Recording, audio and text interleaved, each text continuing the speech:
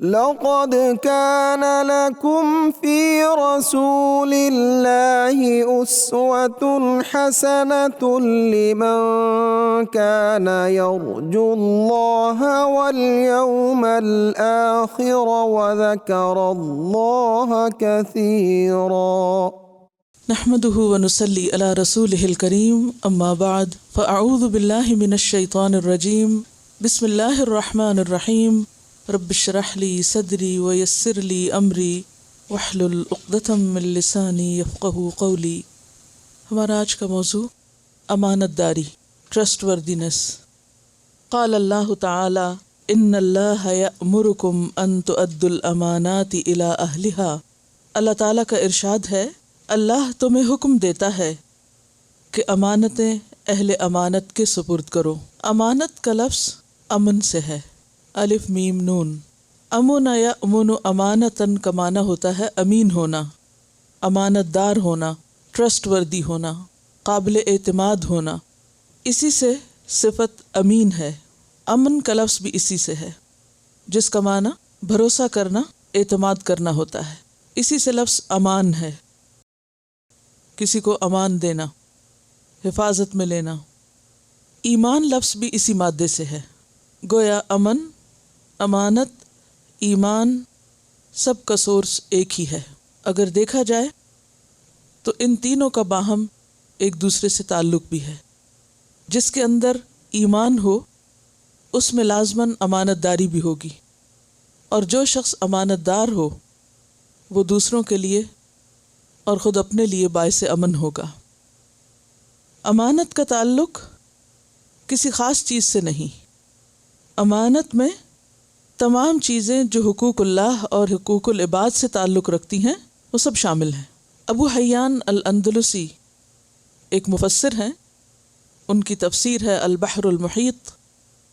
وہ امانت کے بارے میں لکھتے ہیں کہ امانت کے حکم میں قول اور فعل اور عقیدہ، قول یعنی بات، فعل کام، اور عقیدہ یعنی انسان کی سوچ اور انسان کے اندر جو ایمان کی کیفیت ہے، عقیدہ سے تعلق رکھنے والی تمام چیزیں داخل ہیں. گویا امانت کا انحصار یا امانت کا دائرہ کار کس کس چیز پر ہے؟ انسان کی سوچ، انسان کے قول اور انسان کے فعل پر. اسی لیے ہم دیکھتے ہیں کہ امانت صرف مالی امور میں نہیں ہوتی. عام طور پر جب امانت کی بات ہوتی ہے تو ہم کیش اور کائنڈ کی بات سوچتے ہیں کہ کوئی چیز ہوگی امانت یا کوئی مال ہوگا امانت، جبکہ امانت کا تعلق بات سے بھی ہے، کاموں سے بھی ہے، عبادات سے بھی ہے، ذمہ داریوں سے بھی ہے، باہمی انسانی تعلقات میں جو معاملات ہیں ان سے بھی ہے، لین دین وغیرہ میں. اللہ تعالیٰ نے جو کچھ ہمیں دیا، خواہ وہ ہمارے جسم کی شکل میں، خواہ اولاد کی شکل میں، خواہ مال کی شکل میں، وہ سب بھی ہمارے پاس امانت ہے.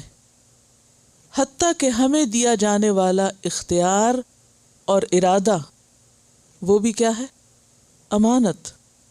کیونکہ یہ تمام چیزیں ایک خاص اور محدود وقت تک کے لیے ہمیں دی گئی ہیں، ہمیشہ کے لیے نہیں دی گئی. اور دیکھا کیا جا رہا ہے کہ ہم ان کا استعمال کیسے کرتے ہیں، اللہ کی مرضی کے مطابق یا اس کی مرضی کے خلاف. تو اللہ تعالیٰ نے جو کچھ ہمیں دیا وہ امتحان کے لیے دیا، وقتی طور پر دیا اور بطور امانت دیا. ہم اس کے مالک نہیں. مالک کون ہے؟ اللہ. کوئی بھی چیز آپ دیکھیں جو آپ کو ملی وہ کیا ہے؟ امانت. تو اللہ کی طرف سے جو کچھ ہمیں ملا، خواہ وہ جسم ہے، جان ہے، مال ہے، اولاد ہے، یا پھر وہ ذمہ داریاں ہیں جو عبادات کی شکل میں ہیں، یا ہمارے اوپر کچھ پابندیاں عائد کی گئی ہیں، وہ سب بھی کیا ہیں؟ امانات ہیں. اللہ کے بعد بندوں کی طرف سے جو کہ مختلف چیزوں کے وقتی مالک ہیں، ٹیمپریریلی، اگر کوئی چیز ہمارے پاس رکھی جائے، خواہ وہ کوئی راز ہو، کوئی بات ہو، کوئی چیز ہو، مال ہو، ذمہ داری ہو، وہ بھی کیا ہو جاتی ہے؟ امانت۔ یعنی امانت نمبر 1 وہ چیز ہوتی ہے جس کا مالک کوئی اور ہوتا ہے، اور نمبر 2 جس کے پاس رکھی جائے وہ امین ہوتا ہے۔ تو گویا معاملہ 2 کے درمیان ہے، مالک اور امین کے درمیان۔ ایک چیز ہے مالک کوئی ہے، جس کے پاس رکھی جائے وہ عارضی مالک ہے، اور وہ مالک نہیں ہے بلکہ محافظ ہے، امین ہے، ذمہ دار ہے، نگران ہے، اور اسے اس کو بخوشی لوٹانا ہے۔ تو گویا ہر حقدار کو اس کا حق لوٹانا کیا ہے؟ امانت داری، اور حقدار کو اس کا حق نہ دینا خیانت، خواہ وہ حقوق اللہ کا معاملہ ہو یا پھر حقوق العباد کا معاملہ ہو۔ سورۃ المؤمنون کے شروع میں اللہ سبحانہ وتعالیٰ نے اپنے جن بندوں کی کامیابی کی ضمانت دی ہے، ان کی جو صفات بیان ہوئی ہیں، ان میں سے ایک اہم ترین صفت کیا ہے؟ والذین ہم لاماناتہم وعہدہم راعون، کہ وہ لوگ اپنی امانتوں اور اپنے عہد کے نگران ہوتے ہیں، محافظ ہوتے ہیں، ان کی حفاظت کرتے ہیں اور انہیں ان کے حقداروں تک لوٹانے والے ہوتے ہیں۔ تو جو بھی چیزیں معاملات سے متعلق ہیں، خواہ معاملہ اللہ سے ہو یا بندے سے، تو حسن اخلاق میں اہم ترین چیز کیا ہے؟ حسن معاملہ۔ کیا ہے؟ حسن معاملہ۔ معاملہ باب مفاعلہ پر ہے، یعنی 2 کا آپس میں لین دین، خواہ وہ معاملہ اللہ پاک کے ساتھ ہو یا وہ معاملہ بندوں کے ساتھ ہو۔ تو یہ لین دین اور اس میں کھڑا ہونا، یہی امانت دار ہونا ہے۔ دوسروں کو ان کا حق پورا پورا دے دینا امانت داری ہے، اور حق نہ دینا خیانت ہے۔ ہم دیکھتے ہیں کہ اللہ تعالیٰ نے جس فرشتے کے ذریعے اپنا کلام بھیجا، جبریل، ان کا لقب کیا بتایا؟ الامین، نزل بہ الروح الامین۔ اس قرآن کو کون لے کر اترا ہے؟ روح الامین، جبریل امین۔ اللہ نے ان کی امانت کی گواہی دی کہ انہیں جو ذمہ داری سونپی گئی تھی، جو کچھ دیا گیا تھا، وہ پورے کا پورا لے کر اترے، اس میں سے کچھ بھی اپنے پاس نہیں رکھا، کچھ بھی کمی نہیں کی، پورے کا پورا دے دیا۔ اس کے بعد جس پر قرآن اترا، محمد الرسول اللہ صلی اللہ علیہ وسلم، ان کو کیا کہا گیا؟ الامین۔ اور یہ نہ صرف یہ کہ اپنوں کی طرف سے بلکہ دشمنوں کی طرف سے، مخالفین کی طرف سے بھی ان کو الامین کہا گیا۔ اور اس کی گواہی ہمیں آپ کے طرز عمل سے ملتی ہے۔ ہجرت کے موقع پر آپ صلی اللہ علیہ وسلم جب مکہ چھوڑ رہے تھے تو اپنی جگہ حضرت علی رضی اللہ تعالیٰ عنہ کو چھوڑ کر آئے۔ کس لیے؟ تاکہ آپ کے پاس لوگوں کی جو امانتیں رکھی ہوئی ہیں وہ لوٹا دی جائیں، وہ اس وقت تک نہ نکلیں جب تک کہ امانتیں دے نہ دی جائیں۔ اور اسی طرح آپ دیگر لوگوں سے بھی تعلقات میں، اور خاص طور پر اسلام سے قبل جو آپ کے تاجرانہ تعلقات تھے، ان میں آپ بہت امانت دار تھے۔ حجر اسود کے تنصیب کے موقع پر جب سب سے پہلے آپ صبح تشریف لائے تو اس وقت سب نے آپ کو دیکھ کر کیا پکارا کہ جا الامین، الامین آ گیا ہے۔ گویا آپ مشہور تھے اپنے قابل اعتماد ہونے کے اعتبار سے، امانت دار ہونے کے اعتبار سے۔ اور پھر آپ صلی اللہ علیہ وسلم کے صحابہ کرام جو ہمارے لیے ایک بہترین رہنمائی کا ذریعہ ہیں، کیونکہ ان سے ہم اپنے آپ کو زیادہ ریلیٹ کر سکتے ہیں، وہ سب امانت دار تھے، لیکن خاص طور پر ان میں سے ایک شخص کو امین الامت، امین الامت کا خطاب ملا۔ کون ہیں وہ؟ جن کو پوری امت میں سے سب سے زیادہ امانت دار ہونے کا شرف حاصل ہے، ابو عبیدہ ابن الجراح، امین الامت۔ قال اللہ تعالی یا ایھا الذین آمنوا لا تخونوا اللہ والرسول وتخونوا اماناتکم وانتم تعلمون۔ اللہ تعالیٰ نے فرمایا اے لوگو جو ایمان لائے ہو، جانتے بوجھتے اللہ اور اس کے رسول کے ساتھ خیانت نہ کرو اور اپنی امانتوں میں غداری کے مرتکب نہ ہو، اور تم جانتے ہو خانہ یخون خونن اور خیانتن کہتے ہیں امانت میں خیانت کرنے کو۔ خون اصل میں کہتے ہیں جسم میں کمزوری کو یا نظر کی کمزوری کو، یعنی کمی کرنا۔ جہاں امانت پورا حق ادا کرنا ہے وہاں خیانت حق میں کمی کرنا۔ جیسے ہم دیکھتے ہیں نا اپنی آنکھوں سے، تو نگاہ کمزور ہوتی ہے تو چیز اپنے اصل شکل میں نظر نہیں آتی، تو وہ نگاہ کیا کرتی ہے؟ خیانت کر جاتی ہے۔ جسم ساتھ نہیں دیتا تو اس کو بھی کیا کہتے ہیں؟ جسم خیانت کر رہا ہے۔ تلوار موقع پر کام نہ کرے، اچٹ جائے تو کہتے ہیں تلوار نے خیانت کی۔ پاؤں لڑکھڑانے لگے، چلے نہ تو کہتے ہیں پاؤں خیانت کر رہے ہیں۔ تو کوئی بھی چیز جو کسی خاص مقصد کے لیے بنی ہو، جب وہ اپنا کام پورا نہ کرے تو اس کے کام میں کمی یا کوتاہی کو خیانت سے تعبیر کیا جاتا ہے۔ اللہ نے ہمیں جو بھی صلاحیتیں دے رکھی ہیں، جو طاقتیں اللہ سبحانہ وتعالیٰ نے ہمیں دی ہیں، اگر ہم ان طاقتوں کو ضائع کرتے ہیں، ان سے پورا کام نہیں لیتے، ان کو مزید نکھارتے نہیں، پالش نہیں کرتے، تو یہ بھی کیا ہے دراصل؟ اپنے ساتھ خیانت۔ مثلا اگر آپ لکھ سکتے ہیں اور آپ اللہ کے دین کے دفاع میں نہیں لکھتے تو آپ اپنے ساتھ کیا کر رہے ہیں؟ خیانت کر رہے ہیں۔ آپ بول سکتے ہیں، آپ بولتے نہیں، خیانت کر رہے ہیں۔ آپ کے پاس مال ہے، ضرورت کے وقت آپ اسے خرچ کر سکتے ہیں، نہیں کرتے تو اللہ کے دین کے ساتھ جہاں اس کو ضرورت ہے خیانت کر رہے ہیں۔ تو کسی بھی ایسے موقع پر کہ جہاں انسان اپنی کسی خاص طاقت یا صلاحیت یا قوت انرجی یا وقت اس کے ساتھ انصاف کر سکتا ہو، اسے بہترین سے بہترین کام میں لگا سکتا ہو، جب اسے وہ نہیں لگاتا تو وہ کیا کرتا ہے؟ خیانت کرتا ہے۔ بیکار کی سستی میں مبتلا رہنا، اپنی صلاحیتوں کو صحیح جگہ نہ لگانا، بہتر سے بہترین کی طرف نہ جانا، میکسیمم ایفرٹ نہ کرنا، کام چوری کرنا، یہ سب خیانت ہے۔ تو کہا گیا کہ اللہ کے ساتھ مت خیانت کرو، یعنی حقوق اللہ میں کمی نہ کرو، رسول کے ساتھ خیانت نہ کرو، یعنی سنت کے معاملے میں سستی نہ برتو، اپنی امانتوں میں خیانت نہ کرو، یعنی جو اللہ نے دے رکھی ہیں تمہارے پاس صلاحیتیں اور قوتیں، ان کو صحیح طور پر صحیح جگہ استعمال کرو، ان کا غلط استعمال نہ کرو۔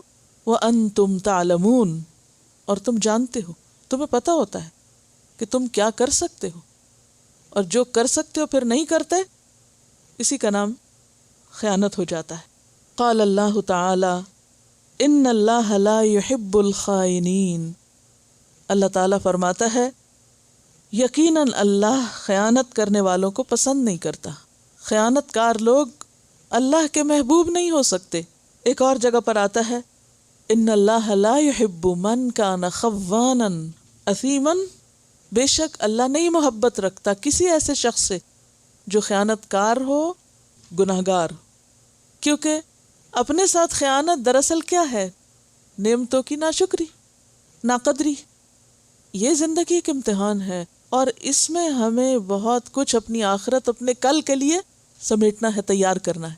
جیسے فرمانا وَلْتَنْظُرْ نَفْسٌ مَا قَدَّمَتْ لِغَدٍ، ہر شخص کو یہ دیکھنا ہے کہ اس نے اپنے کل کے لیے کیا آگے بھیجا ہے، کیا تیار کیا ہے، کیونکہ کل کا دن ہی تو اصل زندگی ہے۔ آج تو ایک دن ہے، بس one day, only one day.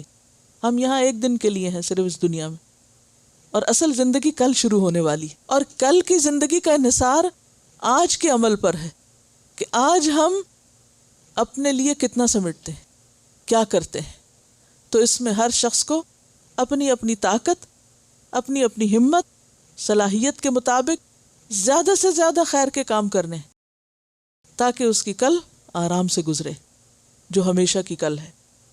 اور یہ اسی وقت ہو سکتا ہے جب ہم سیلف پٹی کا شکار نہ ہوں، خود پر ترس نہ کھائیں، اپنے ساتھ رعایت نہ برتیں، اور جو اللہ نے دیا ہے اس کو صحیح جگہ، صحیح طور پر استعمال کر جائیں. ایک روایت میں آتا ہے مومن میں تمام خصائل ہو سکتے ہیں، یعنی بہت سی کمزوریاں ہو سکتی ہیں، لیکن جھوٹ اور خیانت نہیں ہو سکتی. یعنی خیانت مومن کے ساتھ میچ نہیں کرتی، ایمان کے منافی ہے. اور یہاں بھی حدیث یہی بتا رہی ہے. عن انس بن مالک قال خطبنا رسول اللہ صلی اللہ علیہ وسلم فقال فی الخطبۃ لا ایمان لمن لا امانۃ له ولا دین لمن لا عہد له. سیدنا انس بن مالک رضی اللہ عنہ سے روایت ہے کہ رسول اللہ صلی اللہ علیہ وسلم نے ہم سے خطاب کیا تو خطبہ میں فرمایا اس میں ایمان نہیں جس میں امانت نہیں، اور اس کا دین ہی نہیں جس میں عہد کی پابندی نہیں. تو اس سے کیا پتہ چلتا ہے کہ امانت کس کا حصہ ہے؟ ایمان کا حصہ ہے، ایمان کی علامت ہے. اگر امانت داری نہیں تو پھر ایمان بھی کوئی نہیں. ان کا روٹ اور مادہ اور اصل بھی ایک ہے، اور ویسے بھی ڈائریکٹ کنیکشن ہے. ایمان ہے تو امانت ہوگی، امانت ہے تو ایمان ہوگا. اور اس کے بارے میں ایک اور حدیث میں آتا ہے حذیفہ بن یمان، جن کو سر الرسول کہتے ہیں صلی اللہ علیہ وسلم، رسول اللہ صلی اللہ علیہ وسلم کے رازدان. کیوں کہا گیا تھا ان کو یہ؟ ان کو اللہ کے رسول صلی اللہ علیہ وسلم نے مدینہ کے منافقین کے نام بتائے تھے. اللہ تعالیٰ نے جو وحی کے ذریعے آپ کو بتایا تو آپ نے ان کو بتائے تھے کہ کون کون منافق لوگ ہیں، اور پھر ان کو روک دیا گیا تھا کہ یہ آگے کسی کو بتائیں. انہوں نے اس راز کو پوری طرح سنبھال کے رکھا، اور راز کو راز رکھنا بھی کیا ہے؟ امانت داری کا حصہ ہے. تو لا ایمان لمن لا امانت له. بات یہ ہے کہ امانت انسان کی فطرت میں ہے. امانت دار ہونا اللہ نے انسان کے اندر رکھ دیا ہے کہ وہ ایسا ہی ہو، اور جب وہ خیانت کرتا ہے تو دراصل اپنی فطرت کے خلاف جاتا ہے. تو حضرت حذیفہ بن یمان کی جو حدیث ہے اس میں نبی صلی اللہ علیہ وسلم نے فرمایا ان الامانۃ نزلت فی جذر قلوب الرجال ثم نزل القرآن فعلموا من القرآن وعلموا من السنۃ. کہ امانت مردوں کے یا لوگوں کے دلوں کی جڑ میں ڈال دی گئی ہے، یعنی فطرت میں رکھ دی گئی ہے. اور فطرت اور شریعت میں کوئی تضاد بھی نہیں ہے کہ جو چیزیں اللہ نے فطرت میں ڈالی ہمارے اندر ایک پوٹینشل ان کا رکھا، پھر شریعت نے آ کے اس کو نکالا اور اس کو بہترین جگہ استعمال کروایا. یعنی امانت ایک ایسی چیز ہے کہ جس کا ہر فطرت انسانی اعتراف کرتی ہے یا اس کو اپنے اندر محفوظ رکھے ہوئے ہے. اور پھر کیا فرمایا؟ ثم نزل القرآن، یعنی پہلے سے ہی امانت تو اندر رکھی ہوئی تھی، پھر قرآن نازل ہوا.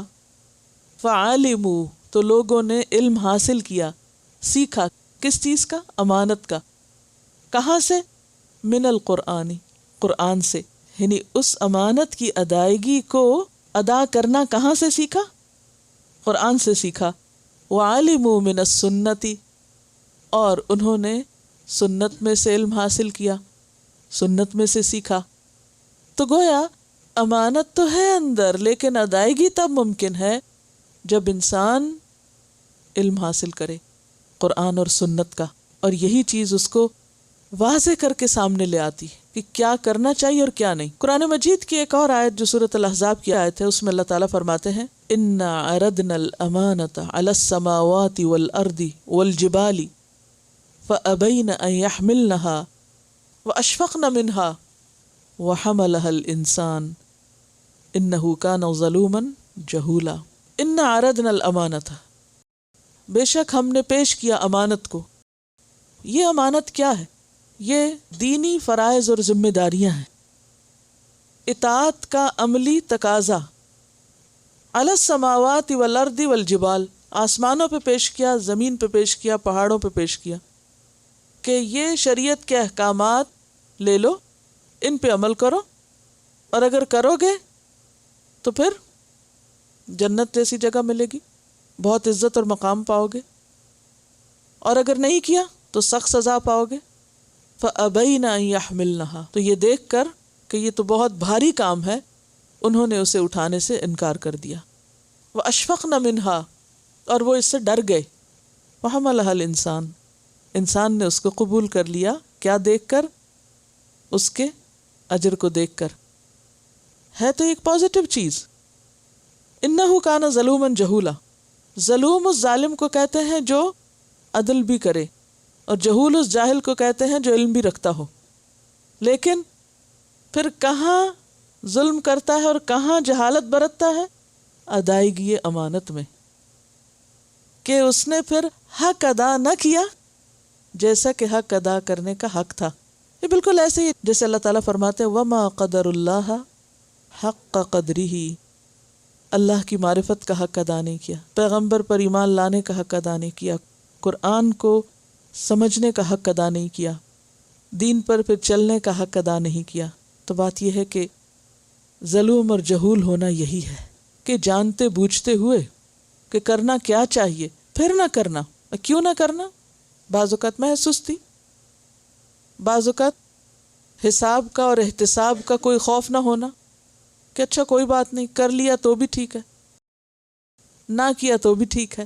لیکن ہم سے مطلوب کیا ہے، تقاضا کیا ہے کہ ہم اس حق کو ادا کریں، چاہے وہ کوئی ذمہ داری اللہ کی طرف سے ہے ہم پر، یا بندوں نے ہمارے اوپر کوئی ذمہ داری ڈالی ہے، چاہے وہ ہماری ازدواجی زندگی ہے یا ہماری تعلیمی زندگی، عبادتوں میں، اخلاق میں، معاملات میں امانت دار ہوں. اسی لیے اگلی حدیث میں ہم دیکھتے ہیں کہ آپ صلی اللہ علیہ وسلم نے فرمایا عن ابی ہریرہ قال قال رسول اللہ صلی اللہ علیہ وسلم اد الامانۃ الی من ائتمنک ولا تخن من خانک. رواہ ابو داود کتاب البیوع. عن ابی ہریرہ، ابو ہریرہ رضی اللہ عنہ سے روایت ہے، قال کہتے ہیں قال رسول اللہ صلی اللہ علیہ وسلم، رسول اللہ صلی اللہ علیہ وسلم نے فرمایا اد الامانۃ، ادا کرو امانت. گویا ذمہ داریاں پوری کرو، فرائض پورے کرو، لوگوں کو ان کے حق دو. الی من ائتمنک، جس نے تمہارے پاس امانت رکھی، یعنی اگر اللہ کے فرائض ہیں تو وہ اللہ نے ہمارے اوپر رکھی تو ان کو ادا کرو. صحیح طہارت کا اہتمام کرنا بھی کیا ہے؟ امانت میں سے امانت ادا کرنا ہے. اور خیانت کیا ہے؟ اس میں کوتاہی کرنا. اگر ایک بال برابر بھی جگہ خشک ہے تو وہ کیا ہے؟ خیانت ہے، کمی ہے. اسی طرح نماز کی چوری بدترین چوری ہے، تو نماز کی خیانت کیا ہے؟ نماز میں نگاہوں کی خیانت کیا ہے؟ کہ سامنے نیچے سجدے کی جگہ دیکھنے کے بجائے ادھر ادھر انسان دیکھے اور ادھر ادھر کی باتیں جان بوجھ کے سوچتا رہے. یعنی کسی بھی حق میں کمی اس کی خیانت ہے. تو اد الامانۃ الی من ائتمنک ولا تخن من خانک، اور نہ تو خیانت کر اس سے جس نے تجھ سے خیانت کی. اب اس کو اگر ہم حقوق العباد کے معنی میں لیں تو خاص طور پر ہمیں اپنے طرز عمل کو دیکھنے کی ضرورت ہے کہ کیا ہم واقعی اس حدیث پہ عمل کرتے ہیں. حکم کیا ہے؟ اد الامانہ، امانت ادا کرو. تو مومن کون ہوتا ہے کہ جو اس وقت تک بے چین رہے جب تک کہ وہ امانت واپس نہ لوٹا دے، پوری نہ کر دے. کسی کی بھی کوئی بات یا کوئی چیز اگر ہمارے پاس بطور امانت ہے تو پھر اس کو اپنی ملکیت نہ سمجھا جائے. ملکیت کا معنی کیا ہوتا ہے؟ کہ پھر جیسے چاہیں اس کو استعمال کریں. اگر کسی نے اپنی کوئی بات ہم سے شیئر کی اور کہا کہ یہ بات کسی کو نہیں بتانا، تو کیا ہے؟ یہ بات اسی کی امانت ہے. ہمیں کیا کرنا ہے؟ اس کے بعد کسی سے ذکر نہیں کرنا اس کا. اگر کیا تو وہ کیا ہوگی؟ خیانت ہوگی. اسی طرح نہ صرف یہ کہ بات، اگر کوئی چیز ہمارے پاس لا کے رکھتا ہے، کوئی کہتا ہے کہ اچھا یہ میرا قلم لے لو، میں کل تم سے لے لوں گی، تو اب ہمارے پاس امانت کیا ہے کہ ہم اس میں خیانت کیا نہ کریں کہ اس سے بیٹھ کے لکھنا نہ شروع کر دیں، یا اس کو ضائع نہ کر دیں، گم نہ کر دیں. اگر ایسا کریں گے تو کیا ہوگا؟ خیانت ہوگی. اور خیانت کس کی صفات میں سے ہے؟ منافق کی. منافق کی 4 علامتوں میں سے ایک علامت کیا ہے؟ کہ جب تم اسے امانت دار بناؤ تو وہ خیانت کرے. ولا تخن من خانک، ویسے بھی خیانت نہیں کرنی اور اس کی بھی نہیں کرنی جس نے تجھ سے خیانت کی. یہ ایک بڑی اہم بات ہے. عام حالات میں امین ہونا تو ہونا ہی ہے، ضروری ہے، لیکن خائن کے ساتھ بھی امانت دار ہونا ہے. یہ تعلیم دی جا رہی. کیا کہا گیا؟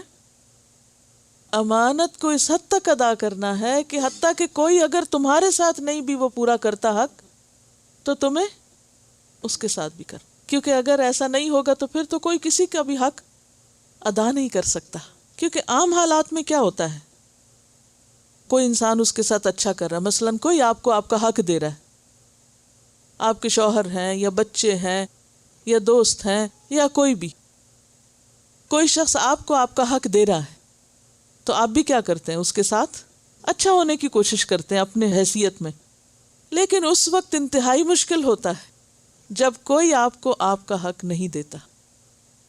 یہاں پر کیا سکھایا جا رہا ہے کہ امانت دو اس کو بھی جو تمہیں دے رہا ہے، اور جو تم سے خیانت کر رہا ہے، تمہارا حق نہیں دے رہا، اس کا بھی حق دو. ولا تخن من خانک، تمہیں حق نہیں کہ یہ جواز پیش کرو، یہ عذر پیش کرو کہ فلاں نے بھی تو میرے ساتھ یہ کیا تھا، اس نے بھی تو حق نہیں پورا کیا، اس نے بھی تو کمٹمنٹ نہیں نبھائی، تو کیا ہوا اگر میں بھی نہ نبھاؤں. گویا دوسرے کی روش، دوسرے کے طریقے سے قطع نظر کر کے کہ وہ کیا کرتا ہے، ہمیں اس سے کوئی غرض نہیں. کیا دیکھنا ہے؟ ہمیں کیا کرنا ہے، مجھے کیا کرنا ہے. یہی اصل امتحان ہے. کیونکہ اگر جواباً امانتیں ادا کی جائیں تو یہ امتحان نہیں ہے، یہ کوئی ٹیسٹ نہیں ہے. ٹیسٹ کب ہوتا ہے کسی کا؟ امتحان ایک مشکل چیز ہے. مشکل کب پڑتی ہے کسی کو کچھ دینے میں؟ جب کوئی ہمیں نہ دے رہا ہو، جب کوئی ہمارے ساتھ برا کر رہا ہو، جب کوئی ہمارے ساتھ زیادتی کر رہا ہو، تو پھر ہم اپنے پاس ایک بہت اچھا جواز رکھتے ہیں. میں یہ کام اس لیے نہیں کر رہی کیونکہ میرے ساتھ ایسا اور ایسا اور ایسا کیا گیا ہے. میں فلاں کی عزت نہیں کرتا کیونکہ اس نے میری بے عزتی کی ہے. میں فلاں کی چیز نہیں لوٹاؤں گا اس لیے کہ اس نے فلاں میری چیز نہیں لوٹائی تھی. میں اس کا حق نہیں دوں گا کیونکہ اس نے بھی تو میرا فلاں فلاں حق نہیں دیا ہوا، یعنی مالی ہے یا دیگر حقوق ہیں. تو بات یہ ہے کہ حسن اخلاق اس کا نام نہیں کہ کوئی آپ کے ساتھ با اخلاق ہے تو آپ بھی با اخلاق بنے ہوئے. یہ تو کوئی اخلاق نہیں، یہ تو ری ایکشن ہے. کیونکہ کوئی اچھا ہے تو آپ بھی اچھے. اچھائی کے جواب میں اچھائی، اگر یہ بھی نہ ہو تو پھر تو انسان اسفل سافلین میں سے ہے. پھر تو اس کے برا ہونے میں کوئی کسر ہی باقی نہیں رہی کہ ایک اچھا کرے اور دوسرا نہ کرے. لیکن اچھا وہ ہے کہ جب دوسرا اس کا حق نہ دے، دوسرا اس سے اچھا نہ کرے، تو اس صورت میں بھی وہ اچھا کرے. یعنی ہر حال میں اچھا ہونا، ہر حال میں اپنی ذمہ داری پوری کرنا، یہی دراصل امانت کی ادائیگی ہے. وآخر دعوانا ان الحمد للہ رب العالمین. سبحانک اللہم وبحمدک اشہد ان لا الہ الا انت استغفرک واتوب الیک. السلام علیکم ورحمۃ اللہ وبرکاتہ. لقد كان لكم في رسول الله أسوة حسنة لمن كان يرجو الله واليوم الآخر وذكر الله كثيرا.